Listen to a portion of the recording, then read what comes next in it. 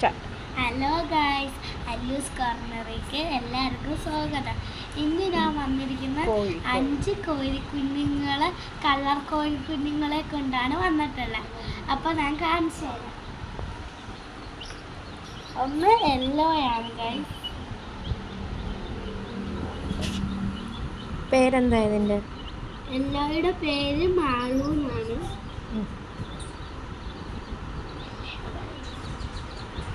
അടുത്ത വൈറ്റ് ആണ്. വൈറ്റിൻ്റെ പേര് കല്ലൂട്ടി എന്നാണ് ഗൈസ്. അടുത്ത ഓറഞ്ച് നമ്പൂട്ടി.